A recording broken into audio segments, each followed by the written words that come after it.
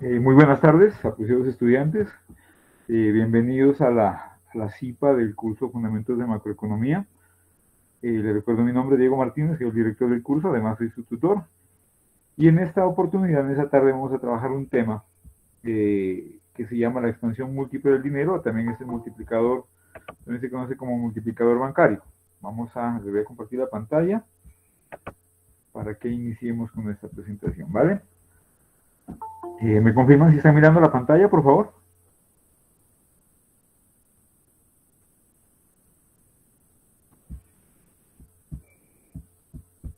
Sí, profe, se ve y se escucha. Vale, perfecto. Muy bien, muchísimas gracias. Entonces, la pantalla va a quedar de ese tamaño, no podemos ampliarla más porque no podría mirar lo que me escriban ustedes. ¿Listo? Bueno, vamos a trabajar entonces este tema de la expansión múltiple del dinero. La expansión múltiple del dinero tiene que ver obviamente con la creación de dinero.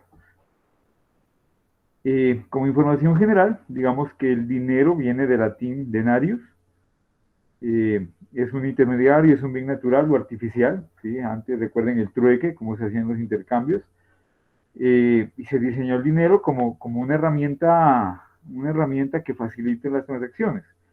Hoy por hoy pues también permite la acumulación de dinero, se utiliza como medio de pago, unidad de cuenta, es decir, que a través de ese medio todos los bienes obtienen un precio, todos con la misma unidad.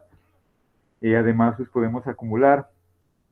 Son varias las funciones. Recordemos que el dinero, el papel moneda, las monedas como tal, son un producto que se creó con un valor de uso, ¿sí? Igual que se creó un computador o que se diseñó un control remoto, tiene una función. Y en este caso, pues, digamos que es como medio de pago, como unidad de cuenta, así que todo se basa en ese dinero para tener un valor en el mercado y como acumulador también, pues, para obtener riqueza.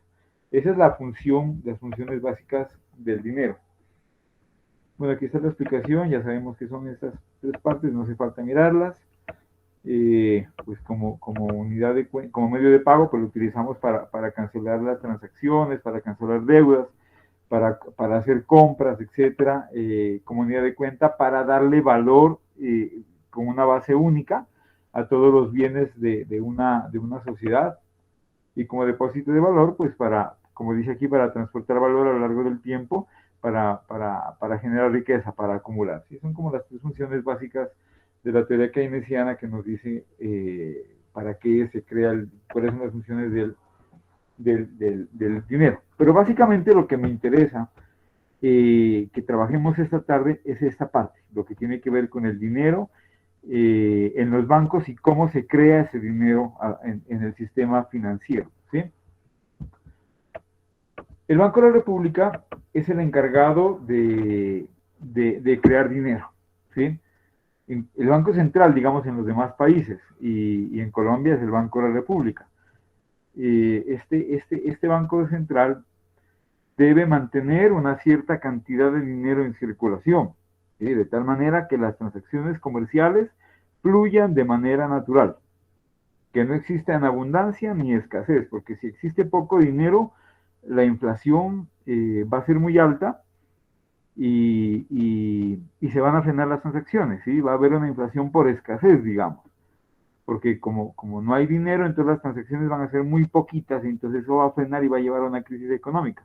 Y cuando existe en abundancia, pues también puede generarse inflación porque la gente estará dispuesta a entregar más dinero por el mismo producto y eso pues en cualquiera de las dos situaciones es un problema económico que siempre se tiene que atender. Entonces el Banco de la República es el encargado de mirar qué cantidad de dinero circula en la economía. Si ustedes consultan en internet, pues van a encontrar exactamente la cantidad de dinero que existe circulando en Colombia por denominaciones. ¿Cuántos billetes de 10.000, de 50.000, de 20.000, ¿sí? De 100.000?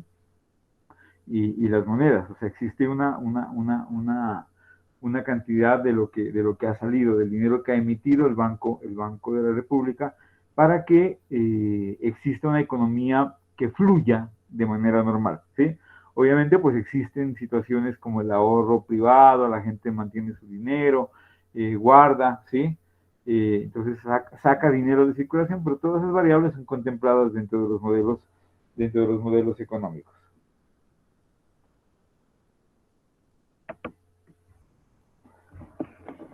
Esa creación de dinero, ¿sí?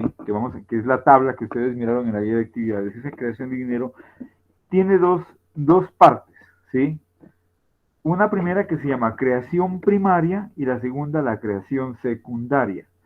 La creación primaria se refiere a la impresión de dinero, a la emisión de dinero, digamos, y cómo el Banco de la República crea dinero para, no para llevar dinero nuevo a la economía, sino, digamos, para reemplazar billetes viejos, ¿sí? O sea, ustedes no se imaginan la cantidad de dinero que el banco recoge porque los billetes los rayaron, porque los billetes se rompieron, es decir, para reemplazar toda esa cantidad de dinero, el banco está imprimiendo dinero para reemplazar, es decir, recoge un billete de 50,000 y lleva un billete de 50,000, recoge un billete de 2,000 y lleva un billete de 2,000. Sí, es decir, no hay nuevo, solamente es la emisión monetaria, se está creando dinero para reemplazar los billetes que están en mal estado y que dificultan por las transacciones. Yo creo que a ninguno nos gusta recibir billetes en mal estado, ¿cierto? Cuando nos dan un billete roto, sencillamente lo devolvemos, no lo aceptamos. El banco lo recoge y lo reemplaza. Esa es la creación primaria, cuando el Banco de la República solamente imprime billetes, pero no lleva cantidad nueva de dinero a circulación. Mientras que la creación secundaria de dinero, esa se realiza a través del sistema bancario comercial. Es cuando el Banco de la República quiere inyectar dinero a la economía, ¿sí? Y para inyectar dinero a la economía, el Banco de la República lo lleva a través de las bancas comerciales, a través del Banco de Colombia, a través del Banco Agrario, del Banco BBVA, bueno, de todos los bancos, ¿sí? ¿Y cómo lo hace? Pues a través de los préstamos que el Banco de la República le hace a los bancos privados, ¿sí? Obviamente a una tasa de interés muy bajita que se llama tasa de redescuento, que es la tasa que los bancos le pagan al Banco de la República por los préstamos, ¿sí? O dinero que sale para, digamos, para créditos blandos, digamos, para catástrofes naturales. Entonces el gobierno a través del Banco de la República lleva dinero a circulación a tasas de interés muy bajitas, ¿sí? Para favorecer el crecimiento económico. Lo que pasó después de la pandemia, que hubieron créditos muy bajos, muy baratos, que se inyecta dinero a la economía para que la economía funcione. Entonces, el Banco de la República le lleva el dinero a los bancos comerciales y los bancos comerciales nos lo entregan a nosotros, a las empresas, para que nosotros a través de los créditos, pues solicitamos el crédito y dinamizamos la economía, ¿sí? Esa es la expansión secundaria o la creación secundaria de dinero. Entonces, primero tenemos dos formas de creación de dinero. La creación primaria y la creación secundaria. La creación primaria solamente es la impresión, la emisión de dinero. Y la secundaria es llevar el dinero a la circulación, a la economía. ¿Estamos hasta ahí, muchachos?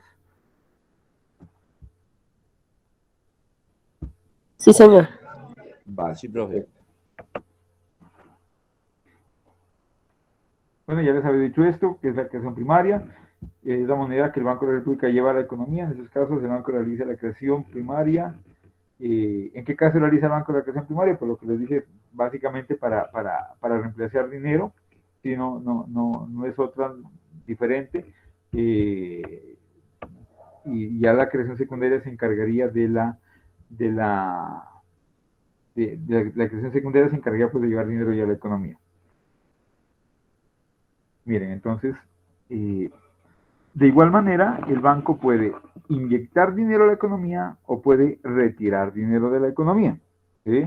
Cuando existe mucho dinero en circulación, por ejemplo, que Colombia esté exportando mucho, o sea, tenemos una situación muy buena, estamos exportando mucho, y eso quiere decir que va a llegar muchos dólares a la economía colombiana.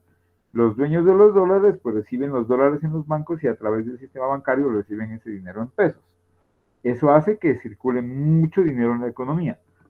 Entonces el banco tiene que buscar la forma de contraer un poco eso, no quitarle el dinero a las personas que son las dueñas del dinero, digamos, pero buscaría otra forma de evitar que ese dinero salga a la economía perdón, hay gente que está pidiendo acceso.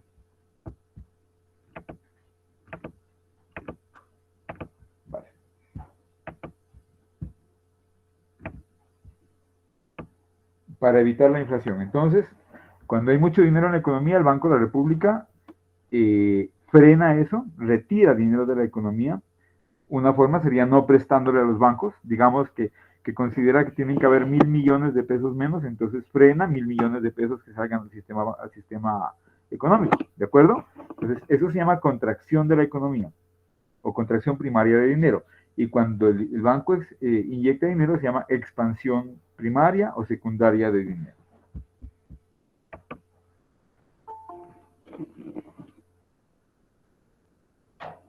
La creación secundaria,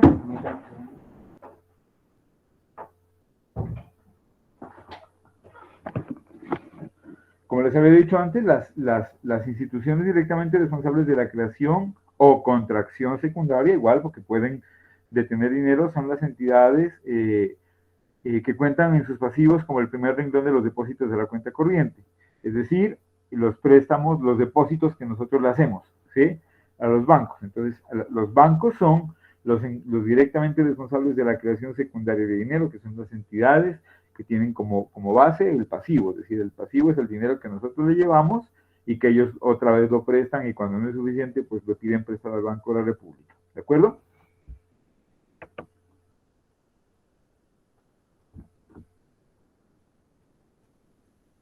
Cuando nosotros hacemos depósitos, cuando nosotros hacemos un depósito en un banco, y que es la base primaria pues, del sistema financiero, el banco mantiene una parte en reserva.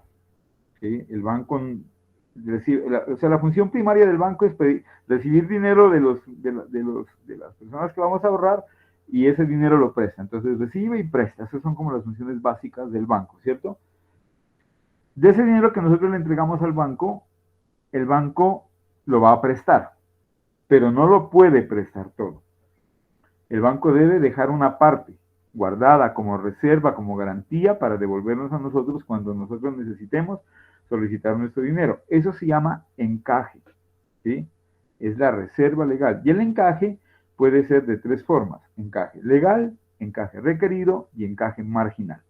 El encaje es la cantidad de dinero que debe quedar en las reservas del banco. Cada banco, cada día, debe tomar su dinero y llevarlo a las reservas, ¿sí? Pues parte se queda en las reservas, en los depósitos del banco y otra parte se van a las reservas del Banco de la República. Hay una reserva, pues que son ahorros normales de los bancos, porque no lo prestaron todo el dinero, pero otro sí es el encaje. Ese encaje, si el Banco de la República le dice que tiene que tener 1.000 millones guardados como reserva, como encaje, esos 1.000 millones tienen que estar guardados.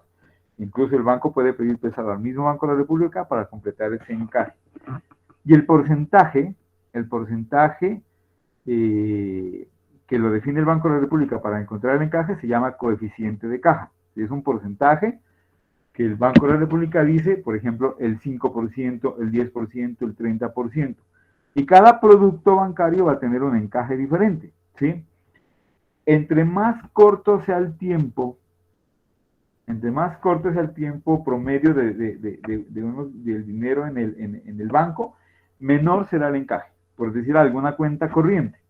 Las cuentas corrientes son generalmente para transacciones comerciales. Entonces cuando uno la chequera, aunque ya es muy poco la chequera, ¿no? Pero digamos que la cuenta corriente recibe el dinero y generalmente las empresas lo reciben y de inmediato lo utilizan. Es la función, ¿cierto? Porque no hay forma más fácil de perder dinero que dejarlo quieto en el banco. O sea, la idea es las empresas tomar su dinero, les consignan y con eso pues voy a ganar descuentos financieros con mis proveedores, por ejemplo. Esos encajes son muy bajitos porque el dinero se mueve muy rápido. Una cuenta de ahorros tiene un encaje más alto porque el dinero se mueve con una velocidad menor. Pero digamos un CDT a 3 meses, a 6 meses, a un año, el encaje es mucho más alto. ¿Sí? ¿Por qué? Porque el dinero va a estar guardado pues, durante todo ese tiempo en las reservas. Entonces, a medida que a mayor tiempo de duración de la figura financiera en el banco, mayor será el encaje. ¿Sí? Ya menor tiempo será pues menor el encaje que es la reserva que se debe tener en el banco. Entonces, como definición, el encaje es una garantía del valor circulante y transmitible. El encaje bancario se determina como una porción del dinero recibido por el banco comercial que debe ser mantenido para atender los retiros del público. El resto de los depósitos puede ser usado por el banco para otorgar préstamos o realizar otras operaciones. Qué pena, se me quedaba por acá un concepto, los nombré, pero no les dije qué era.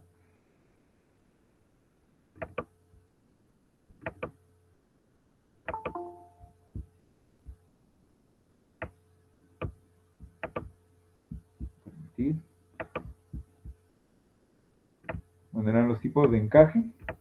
Habíamos dicho que hay un encaje legal, un encaje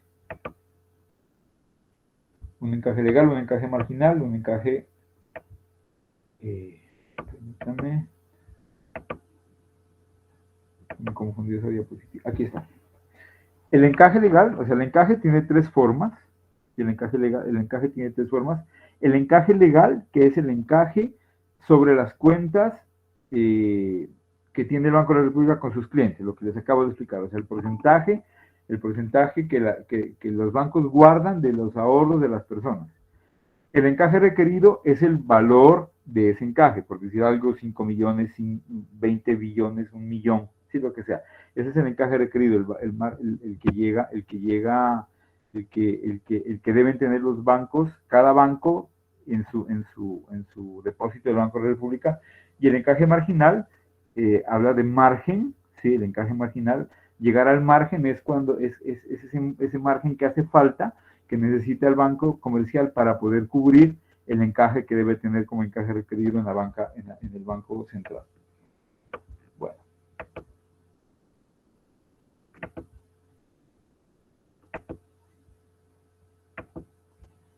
Estamos aquí, entonces decíamos lo que es el encaje legal, lo que es el encaje como tal, entonces decimos que es una garantía, no es una reserva que el banco tiene para que cada uno de nosotros en el momento que querramos vamos a retirar nuestro dinero. Ese es el encaje.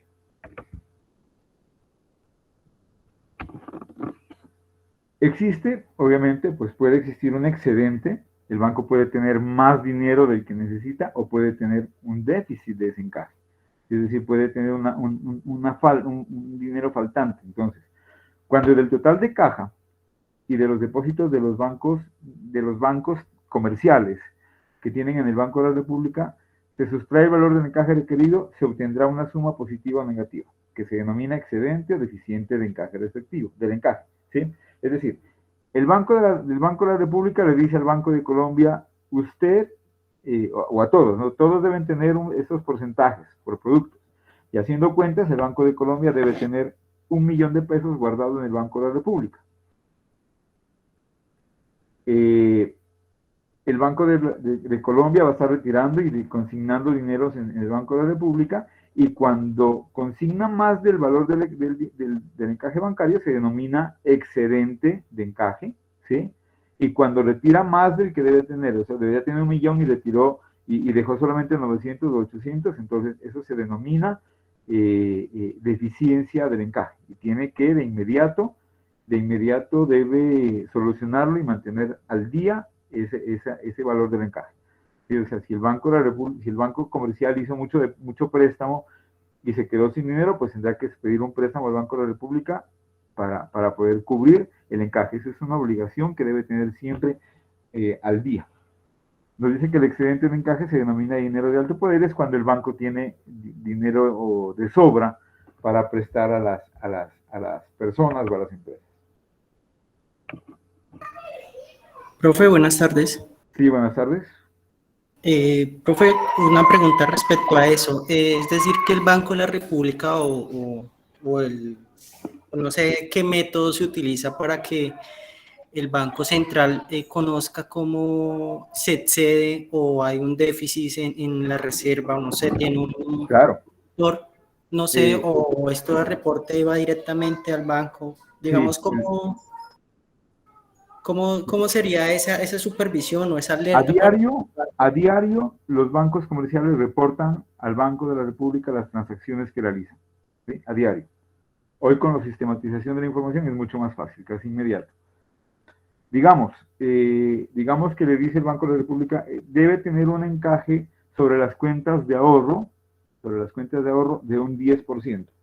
Entonces el banco comercial le dice, yo tengo 1 millón de pesos depositado de todas las cuentas de ahorros de toda Colombia.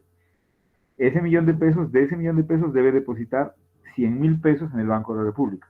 Entonces, ellos depositan en el encaje los 100.000 pesos y ese se revisa a diario. Es una revisión continua que realiza el Banco de la República sobre la banca comercial. Entonces, hay un portafolio de productos, cada producto tiene un encaje y el Banco de la República le dice, el banco reporta cuánto, el mismo banco reporta, ¿no? Tengo 1.000 millones y de estos 500 millones son de encaje.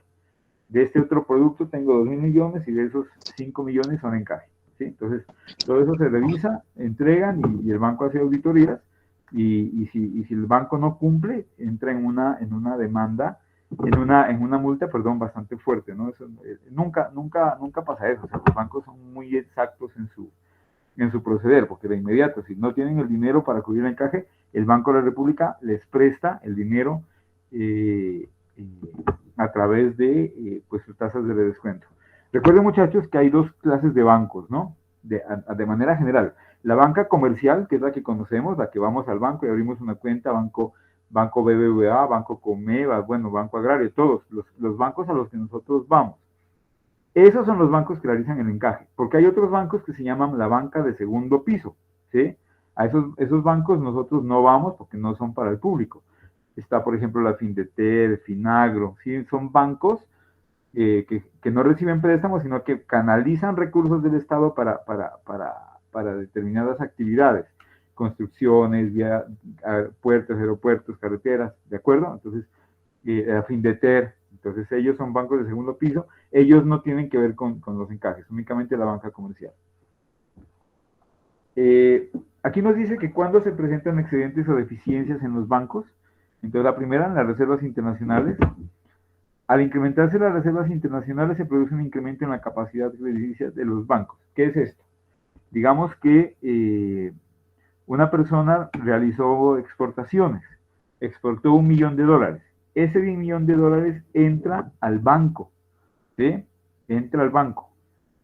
Es dinero que viene de afuera, del extranjero. Entonces es un dinero con el que no se contaba aquí en Colombia. Entonces, al incrementarse las reservas bancarias, al incrementarse esas reservas, va a haber un excedente de dinero. ¿Sí? Va a haber un excedente y el Banco de la República retiene de las cuentas de él en sus reservas internacionales. En el Banco Comercial pues realiza las transacciones normales, pero el Banco de la República mantiene ese dinero en reservas para evitar que se genere inflación. O lo contrario, digamos que se realizaron unas importaciones fuertes, entró maquinaria y salió mucho dinero de la economía colombiana. Entonces, en ese caso, el banco tiene que sacar de sus reservas dinero para poder cubrir ese huequito que dejó esa importación de maquinaria. ¿Sí? Porque si digamos, por ejemplo, en este caso, nosotros, que nosotros somos un país, ¿sí? Entonces yo compré un televisor, el televisor no lo compro cada mes, tengo mis cuentas de entradas y salidas de dinero cada mes, y un mes compré un televisor, ¿sí?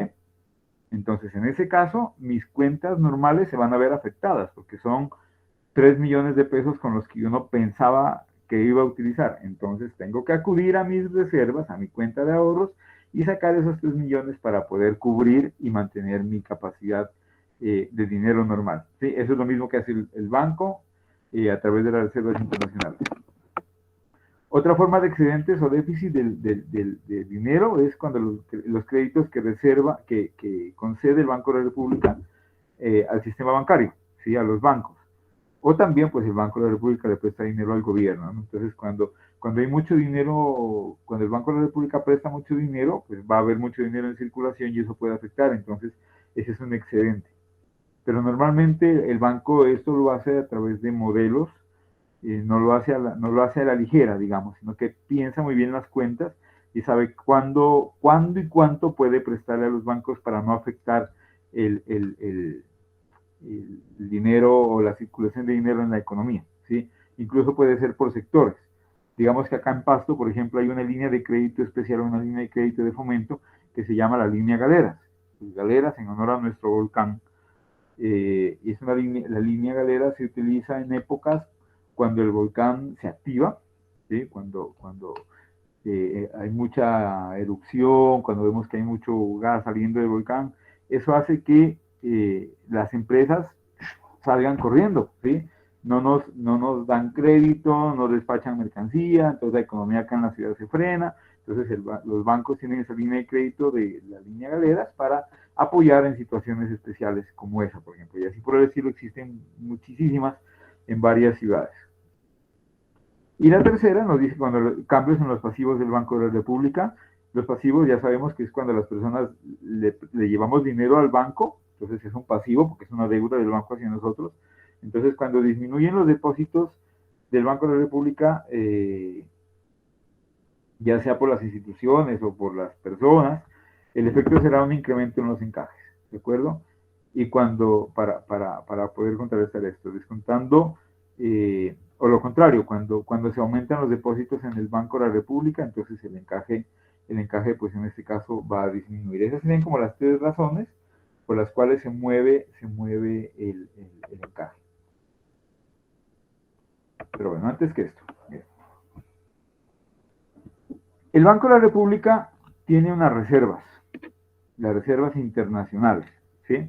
En esas reservas internacionales están las reservas de los bancos, están los depósitos de oro y plata que tiene el banco, están depósitos en dólares, están depósitos en pues todas las divisas, ¿no? En divisas están los DEC, los DEG, que son los depósitos especiales de giro, que son los títulos que el país tiene en el Fondo Monetario Internacional. Todo eso hace que se tengan los ahorros del país. ¿Sí? Esas son las reservas de todos los colombianos. Las maneja el Banco de la República, igual que nuestra cuenta de ahorros personal. Esas reservas internacionales pueden crecer o pueden disminuir, ¿sí? Cuando hay mucha exportación, las reservas internacionales crecen. Cuando hay mucha importación, las reservas internacionales disminuyen. Cuando hay muchos ahorros, pues las reservas crecen. Bueno, por distintas razones. En todo caso, esa cantidad de dinero que el banco tiene la puede aumentar o disminuir dependiendo de los objetivos que tenga el banco. Si el banco quiere, por ejemplo, disminuir la tasa de inflación, porque hay mucho dinero circulando en la economía, entonces puede subir la tasa de interés. ¿Sí? Sube la tasa de interés, la gente deja de ahorrar. Deja de pedir préstamos, perdón. La gente deja de pedir préstamos porque la tasa de interés sube y eso desmotiva la salida de dinero, entonces se frena un poco el movimiento de las transacciones y con eso se controla un poco la inflación. También puede subir un poco el encaje legal. Si el encaje lo sube el porcentaje, y con eso pues los bancos tienen menos dinero para prestar y con eso se va controlando. Entonces las reservas son como los ahorros que nosotros tenemos personales para nuestras transacciones, ¿de acuerdo? Recordemos que tenemos una parte, pues cuando el dinero lo permite, una parte para el consumo y una parte para los ahorros. Cuando tenemos esa propensión marginal al consumo baja, es decir, ya tenemos un ahorro alto, entonces podemos hablar de esta manera, pero una gran cantidad de la población no tiene esa propensión marginal, tiene una propensión marginal al consumo alta, por lo que el ahorro es bajito, ¿sí? Bueno. ¿Qué es el multiplicador bancario, entonces? El banco tiene un encaje, ¿sí? Un encaje, que son unas reservas del dinero. Cada vez que nosotros depositamos dinero, el banco guarda una parte y el resto lo presta, ¿sí? José depositó 1,000 pesos y fui yo y pedí prestado. El banco no me puede prestar los 1,000 pesos que depositó José, tiene que dejar una parte del encaje y el resto me lo puede prestar a mí, ¿sí? Vamos a imaginar un modelo que es como la tendencia futura, ¿no? Cuando yo estudiaba en la universidad, cuando yo estudiaba economía, ese modelo se lo miraba como muy lejano y se lo toma como modelo base. Hoy por hoy miramos que casi todas las transacciones, la gran mayoría de las transacciones se realizan a través del sistema bancario, o sea, casi que la cantidad de dinero circulando en las manos ha disminuido muchísimo, ¿sí? Ya casi uno recibe su salario y no lo saca, sino que por transacciones bancarias directamente cancela el servicio de energía, la luz, el agua, el gas, la televisión, ¿cierto? Todo lo cancela directamente desde su tarjeta, sin mayor dificultad, aprovechando pues la mediación tecnológica con la que contamos, ¿cierto? Entonces, el multiplicador bancario lo que hace es eso, prestar el mismo dinero varias veces, ¿sí?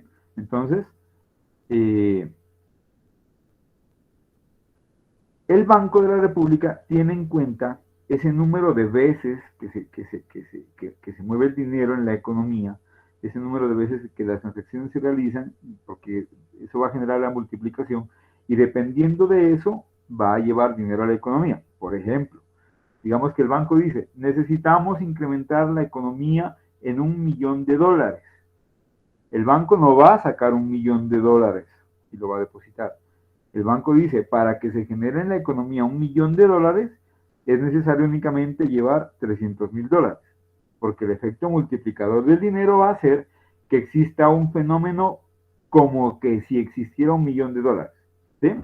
Miremos el ejemplo. Miremos el ejemplo para que entendamos esta situación. Bueno, ahora volvemos a esta formulita de acá.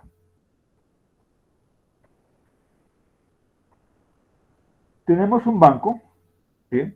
El Banco de la República lleva a la economía 1.000 pesos, 1.000 millones, 1.000 billones, lo que quieran, una unidad monetaria. 1.000 millones o 1.000 pesos, ¿sí? Y dice que existe un encaje del 20%, es decir, por cada vez que se preste el dinero, se van a retener el 20%. Entonces, se hace un préstamo de 1.000 pesos. Vamos a suponer que esos 1.000 pesos regresan que esos 1.000 pesos regresan al banco, ¿sí? Vamos a permitirles entrar aquí.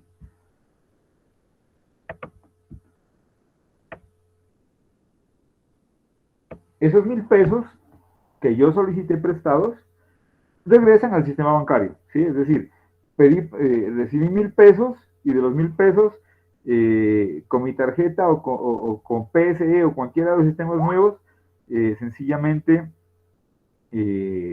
cancelé y esos 1.000 pesos regresaron al banco, ¿sí?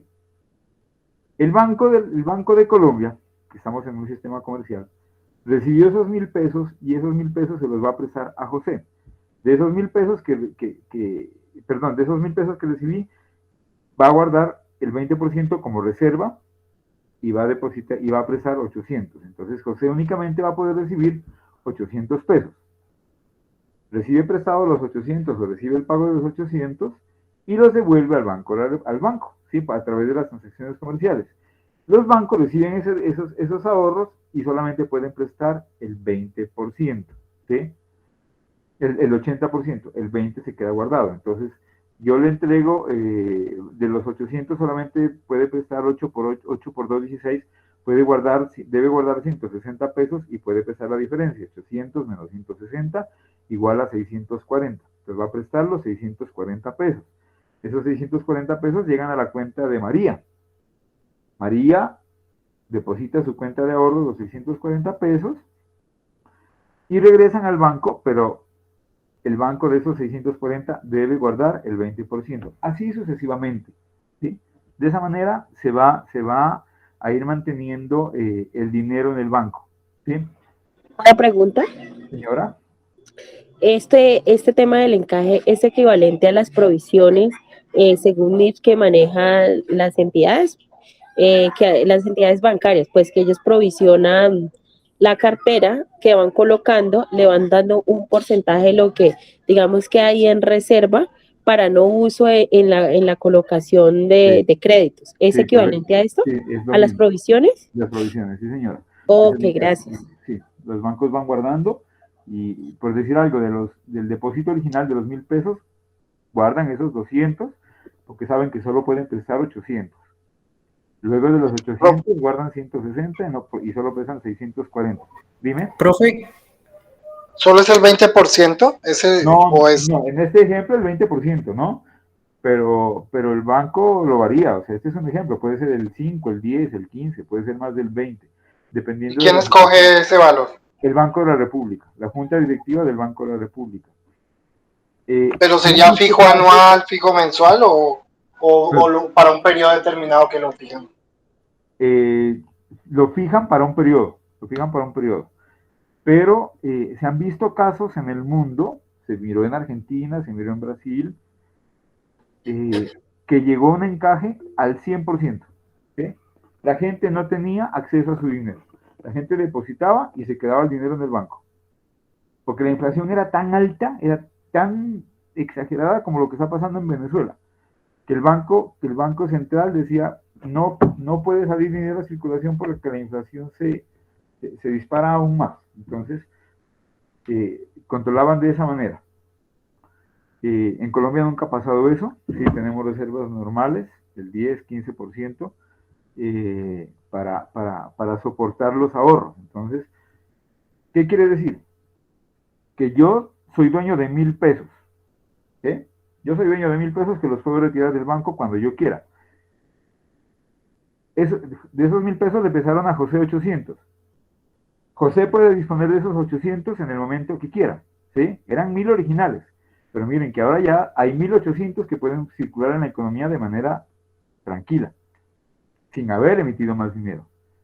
José depositó esos dineros y le prestan a María 640. Es decir, cualquiera de nosotros dispone de ese dinero en el momento que quiera. Es decir, existe en la economía circulando únicamente 1,000 pesos, pero de esos 1,000 pesos los dispongo yo, pero también los dispone 800 José, 640 María, Pedro dispone de 512, Marta dispone de 410, bueno, etcétera, etcétera. ¿De acuerdo?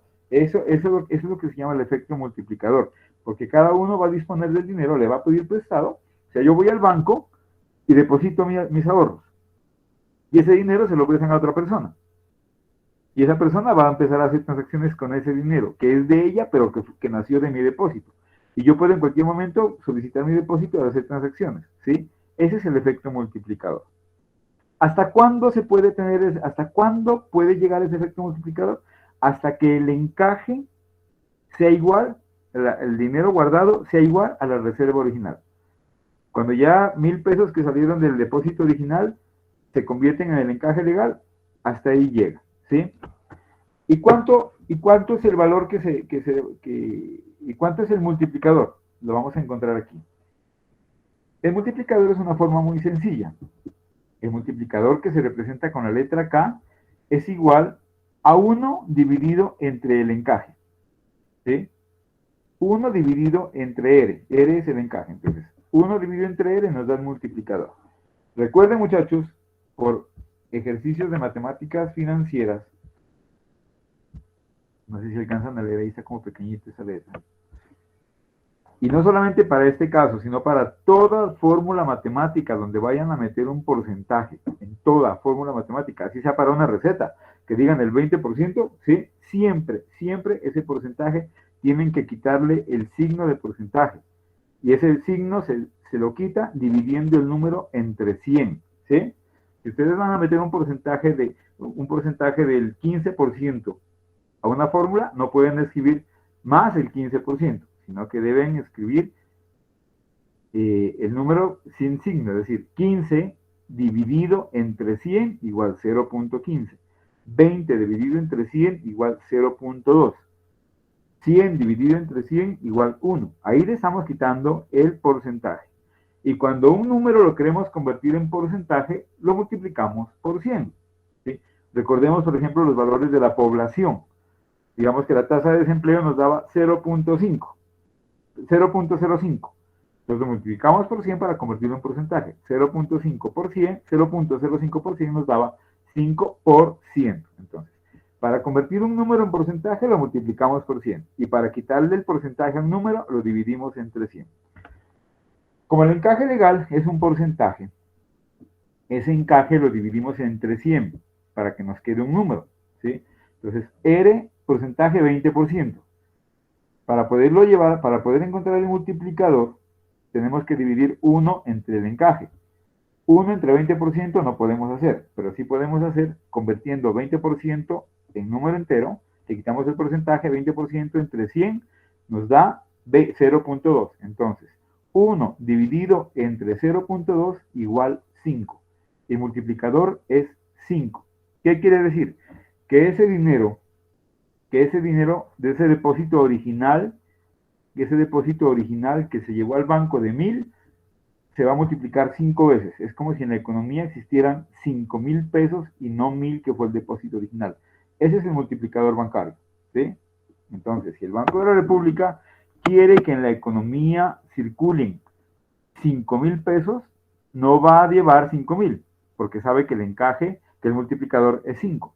Va a llevar únicamente 1000. Entonces, 1000 por 5, que es el multiplicador, el efecto va a ser de 5,000. Eso es lo que hace el banco. Obviamente, en este modelo sencillo, donde el dinero funciona solamente entre el sistema bancario, pero existen muchas formas de sacar dinero, ¿no es cierto? Hay dinero que se va del país, el dinero que está circulando en la economía, pues para eso pues hay otras fórmulas un poquitín más complicadas, pero que no vale la pena traerlas en este momento, que se llaman, son las fugas de dinero del sistema bancario. El dinero que se queda en las transacciones, el dinero con el que yo voy y compro a la tienda, el dinero con el que yo voy y compro un pantalón, ¿sí? Entonces, esas son fugas del dinero, fugas del sistema bancario, el dinero que se queda circulando en la economía, que también se contemplan dentro de estos modelos. Bueno, miremos este ejemplo aquí para que nos quede más fácil.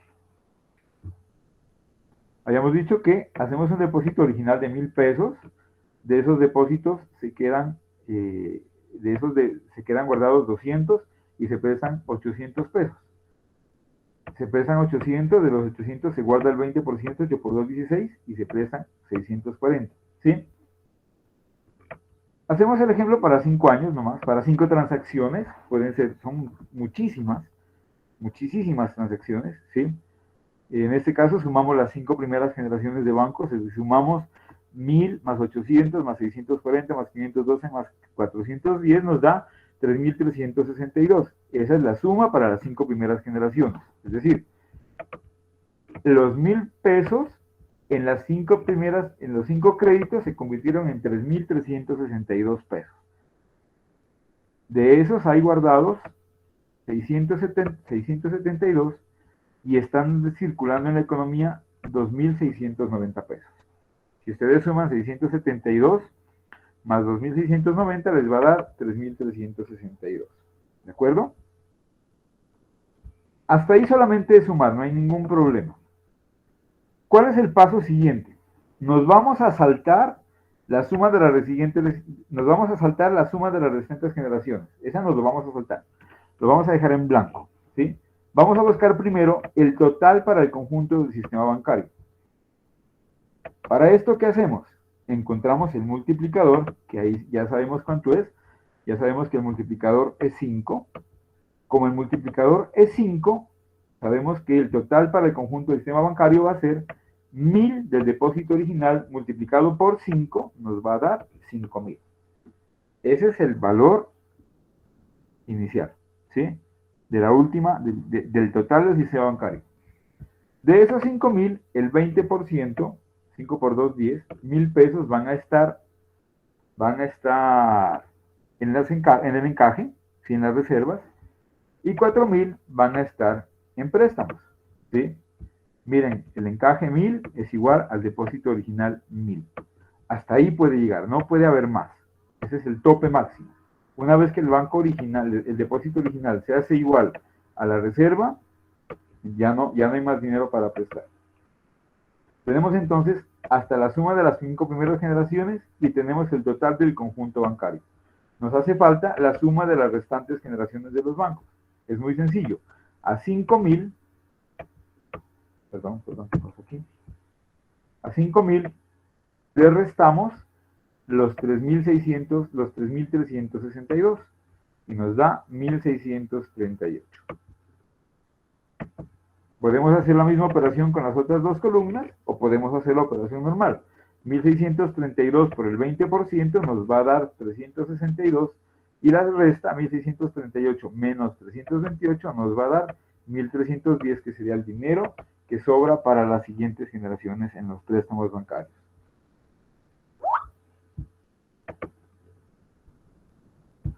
Perdón.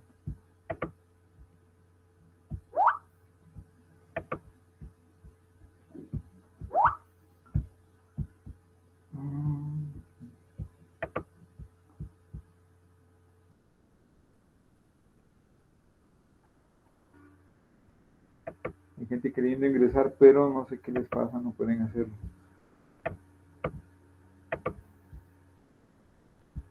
Pero bueno, ya. Estamos terminando, les compartimos en ese momento la grabación. Bueno. ¿Queda claro, muchachos, cómo se obtiene el multiplicador de la economía y cómo se obtiene el desarrollo de la tabla de dinero en la economía? Sí, señor. Es fácil, Profe, ¿cierto? a mí me queda claro el tema digamos, la operación como tal, pero en el ejercicio tengo entendido que es el Banco de la República que al ver, por ejemplo, esta meta, por decirlo así, de 5.000 pesos, presta inicialmente el porcentaje que son 1.000 pesos para que el efecto multiplicador de esos 5.000 pesos, ¿sí?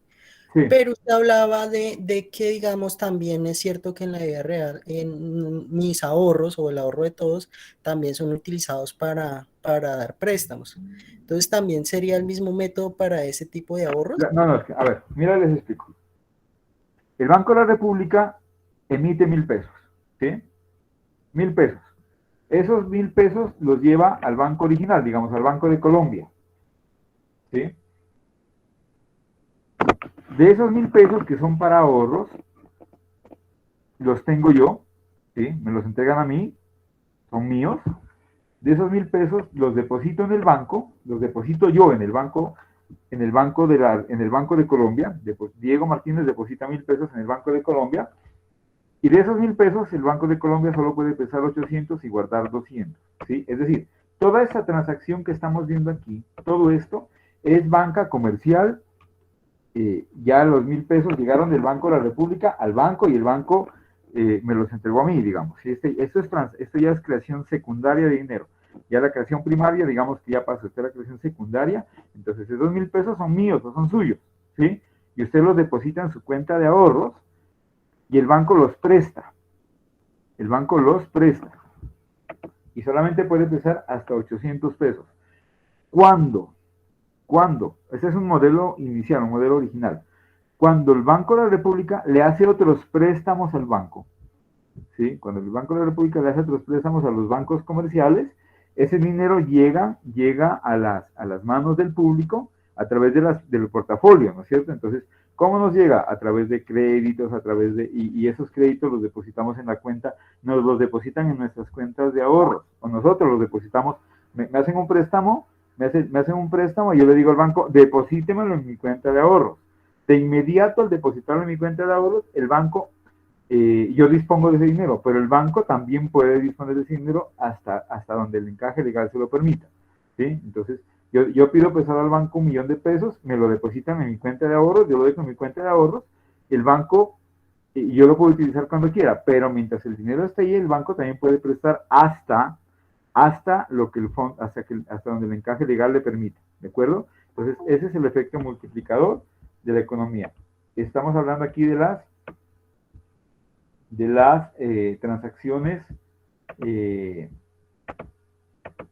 transacciones bancarias de las personas, ¿sí? De las personas y de las entidades comerciales que hacen depósitos por cuenta corriente, cuenta de ahorros o CDTs en el banco, es decir, el dinero que llevamos nosotros al banco, ¿sí? Por eso hablamos del pasivo del banco. El Banco Central originalmente entrega un dinero y con ese arranca la economía. Y luego nosotros vamos llevando ese dinero a las cuentas de ahorros, a las cuentas corrientes, a los CDTs, al banco, y manejamos todo a través del banco. Entonces, cuando tenemos un modelo sencillo como este, en el que todo se hace al banco y el dinero regresa al banco, entonces yo recibo 1.000 pesos y consigno en la cuenta de la empresa de energía de acá de la ciudad. Esa es una cuenta de ahorros o la figura que tengan ellos, y también esa cuenta tiene un encaje. Y la empresa de energía les deposita a los salarios a los empleados, en las cuentas de ahorro de los empleados, ¿de acuerdo? Entonces, miren cómo se mueve el dinero en la economía. Ese dinero original mío se va moviendo entre diferentes transacciones y genera un efecto multiplicador. Entonces, ¿cuánto es el efecto multiplicador? 1 dividido entre el encaje. Si el encaje es del 10%, dividimos 1 entre 0,1. Si el encaje es del 15%, dividimos 1 entre 0,15. Si es del 20, entre 1 entre 0,2. 1 entre 0,2 nos da 5. ¿Qué quiere decir? Que ese dinero inicial se va a multiplicar por 5 veces al llegar a la economía. Esos 1,000 pesos originales circulando en la economía es como si existieran 5,000, ¿sí? En este modelo sencillo. Porque, como les digo, hay otros modelos más complicados donde el dinero sale de esos 1,000, no regresan todos los 1,000 al banco, sino que digamos que regresan 600. Los otros 4 se fugaron del sistema financiero y se quedaron rodando en la economía. Entonces, solamente es irle restando esos dineros de acuerdo Profe, con las predicciones macroeconómicas. Cuéntame. Pero ese modelo, eso depende del modelo que tenga el banco, porque no No, todos no. trabajan en ese modelo. Este es un modelo, no es, este es un modelo que tiene el Banco de la República. Obviamente el modelo general del Banco de la República es mucho más grande, ¿sí? Digamos que este es un modelo general como para que entendamos cómo funciona la entrada y salida del dinero del sistema bancario. Pero en el banco, digamos que aparte de que el dinero regresa al banco, hay un porcentaje que se queda circulando en la economía, hay otro porcentaje que se va del país porque se hicieron transacciones, otro dinero que ni siquiera, hay un dinero y es bastante grande, que es el dinero que no está siendo parte de las transacciones, es ese ahorro que la gente deja en las casas y lo guarda y lo guarda y lo guarda y nunca lo utiliza y la gente piensa que eso es riqueza y eso no es riqueza, eso es perder dinero, ¿sí? Entonces todo eso, el banco tiene unos modelos y dice de esos 1,000 pesos, el 60% retorna al banco, el 20% se queda en las transacciones comerciales normales, otro dinero se va para el extranjero y otro dinero se queda estático, sin movimiento, ¿sí? Son varias cosas lo que pueden pasar con el dinero, pero supongamos, para entender el modelo, estamos suponiendo que el dinero regresa en su totalidad al banco. Y no es tan lejos de la realidad, porque es la tendencia.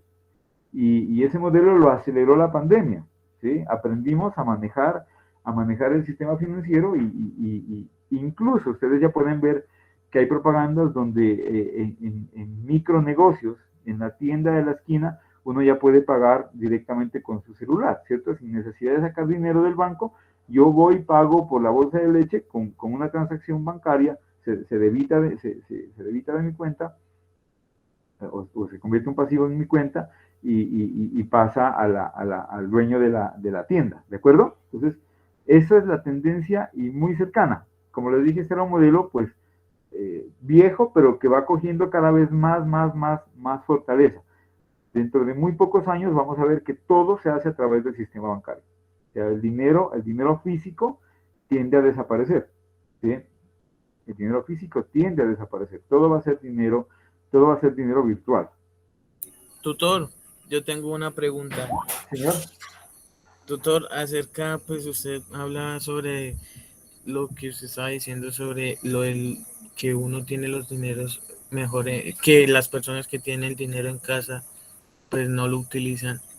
Acerca sobre, pues, el nuevo artículo que sacaron del artículo 78, ¿qué problemas trae y qué beneficios trae, tutor? La verdad no tengo en mi mente el artículo 78.